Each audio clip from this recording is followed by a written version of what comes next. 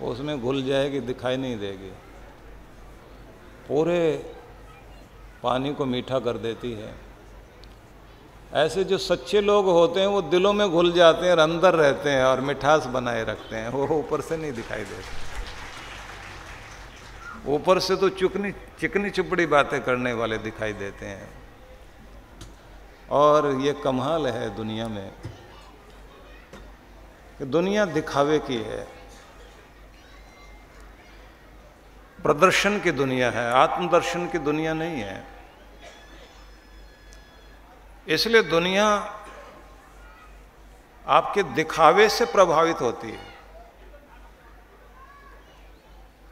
लोग दिखावा ज्यादा करते हैं, इसीलिए दुनिया आपकी नीयत नहीं देखती, दिखावा देखती है।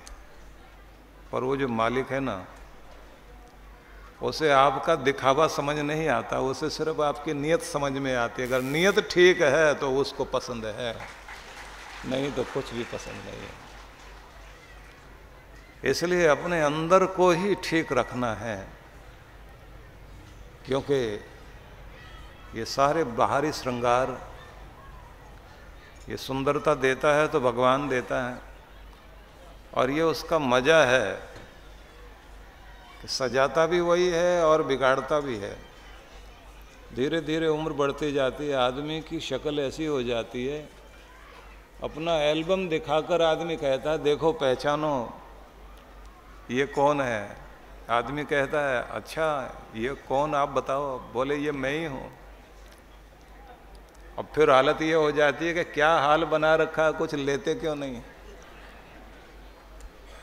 शक्ल बिगड़ जाती है ना, संभालता भी वही है, सजाता भी वही है, बिगाड़ता भी वही है, वो मजे लेता है वो भी। आदमी कितना भी कोशिश करे अपने को सजाने की, लेकिन जब ऊपर वाला बिगाड़ता है तो फिर सजावट काम नहीं आती। और जब ऊपर वाला सजाता है, फटे कपड़ों में भी सुंदरता झांकती है। तो ये प्रदर्शन उसे समझ नहीं आता, उससे तो हमारी नीयत समझ आती है कि हम अंदर हैं क्या। ये जो अंदर वाला रूप है, यही आपकी वास्तविक सुंदरता है। और ये याद रखिए, जितना जितना हम नकली जीवन जिएंगे उतनी जीवन में अशांति आएगी।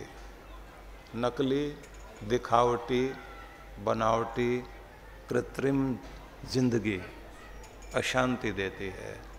और जितने जितने हम सरल, सहज, शांत और कृत्रिमता रहित असलियत में जितने हम जीने लग जाते हैं, उतने उतने शांत होने लग जाते हैं। इसलिए याद रखें कि अपने उस रूप को ही हमें अपने अंदर लाना पड़ेगा, जिससे अपने अंदर शांति आती हो। क्योंकि आपका सारा सुख केवल शांति पर टिकता है, ये याद रख लेना। अगर अशांत है इंसान तो सुखी भी नहीं हो सकता। हम सुख के साधन जोड़ने में लगे हुए हैं पूरी ताकत लगाकर, शांत होने की चेष्टा नहीं करते। सुख के साधन जोड़ने में पूरी ताकत लगा दी, लेकिन शांत होने की चेष्टा नहीं की। और शांत होने की चेष्टा नहीं की तो आप सोच लीजिए, सुख के साधन मौजूद हैं लेकिन सुख नहीं है। क्योंकि जब शांति ही नहीं है तो सुखी कैसे होंगे।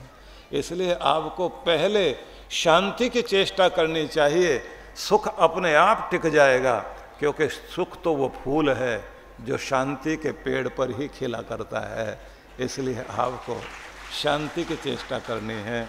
पुराने लोगों ने इसलिए बात बात में कहा था और आशीर्वाद भी मांगे थे, भगवान सुख देना लेकिन शांति भी जरूर देना। लोग भी हालचाल में पूछते हैं घर में सुख शांति है। आदमी कहता हाँ, बड़ी कृपा है प्रभु के। सुख है तो इसलिए है क्योंकि शांति है, और शांति नहीं है तो सुख भी नहीं है।